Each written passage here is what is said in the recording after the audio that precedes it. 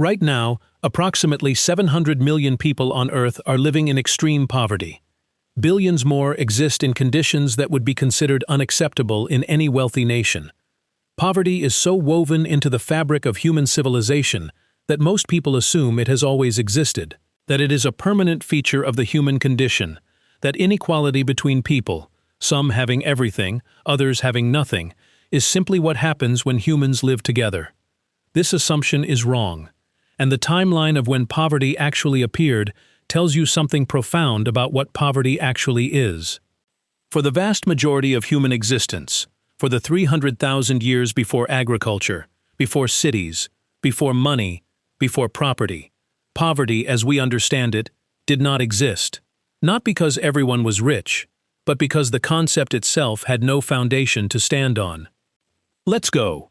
Start with what poverty actually requires to exist. Because like body shame, like anxiety, like so many modern conditions, poverty is not a natural human state. It is a structural one. It requires specific conditions. Poverty requires inequality. Someone must have significantly more than others for others to have significantly less. In a world of rough equality, poverty cannot exist because there is no meaningful gap between what you have and what those around you have. Poverty requires private property. You can only be poor relative to someone else's wealth if that wealth can be owned, accumulated, and withheld. In a world where resources belong to no one and are shared by everyone, the mechanism for poverty does not exist. Poverty requires exclusion from resources that exist. You cannot be poor in a world where you have equal access to what is available. Poverty is not merely having little, it is being excluded from plenty that others control. Ancient humans had none of these three conditions, not in any meaningful sense. Hunter-gatherer groups lived in bands of roughly 100 to 150 people. Within these bands, the evidence is consistent across every population anthropologists have studied. Resources were shared. Food that one person or family obtained was distributed across the group. A successful hunter did not hoard the meat. A gatherer who found a productive berry patch did not fence it off. The ethic of sharing was not a moral choice, it was a structural requirement. Here is why. In a world without refrigeration, without storage, without the ability to preserve food for more than a few days, hoarding is irrational. If you bring back more meat than your family can eat before it spoils, it is going to waste. The only logical thing to do is share it, which simultaneously creates goodwill, social bonds, and a reciprocal obligation from others who will share with you when they have abundance and you do not. This was not charity. It was not generosity in the way we understand the word. It was an economic system, a different kind of economy from the one we live in now. An economy built not on accumulation, but on circulation. Not on storing value, but on distributing it. Not on wealth as a number that grows, but on wealth as a relationship, as the depth of your connection to people who will help you when you need help. The anthropologist Marshall Sahlins studied hunter-gatherer groups extensively and reached a conclusion that shocked many of his colleagues. He called hunter-gatherers the original affluent society, not because they had many possessions, they had almost none, but because they had something more important. They had enough. They worked fewer hours per week than the average modern person. They had more leisure time. They had reliable access to food, shelter, and community. They had, by the measure that actually matters, do you have what you need, more than most modern people. The concept of poverty requires a baseline. Someone who has nothing in a world where everyone has nothing is not poor. They are simply in the same condition as everyone else. Poverty is relational. It is defined by the gap between what you have and what others have, and what the society around you has decided you need in order to be a full participant in it. In the ancient world, there was no gap of this kind. Not because everyone had the same amount of food on any given day. Clearly, some hunts succeeded and others failed.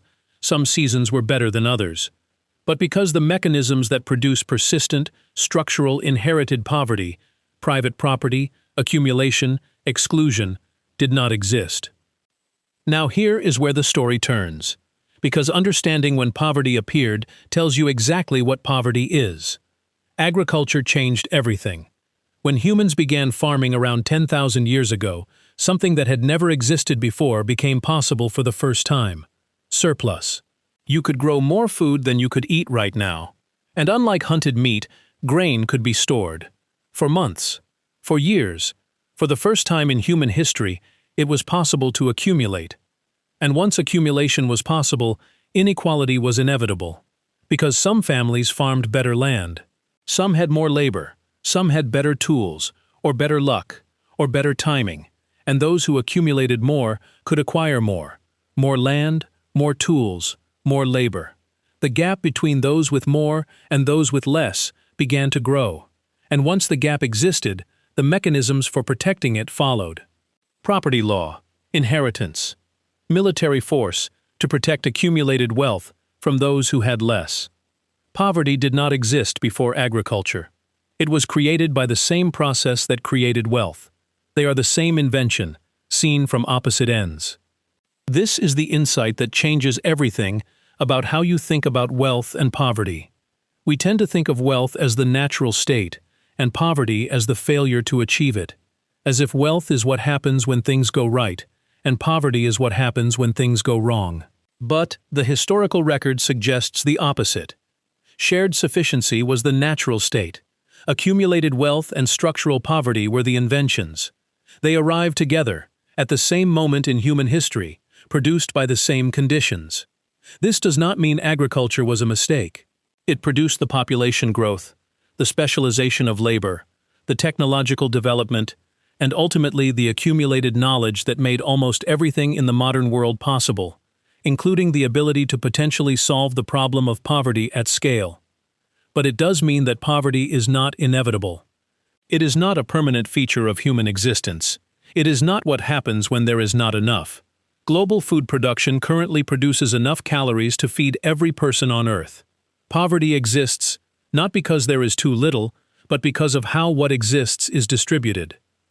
The ancient world solved the distribution problem by default.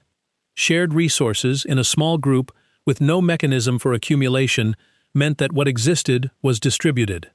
The system did not require anyone to be generous. It did not require moral virtue. It required only that the structure made hoarding irrational and sharing the obvious choice. The modern world has the opposite structure.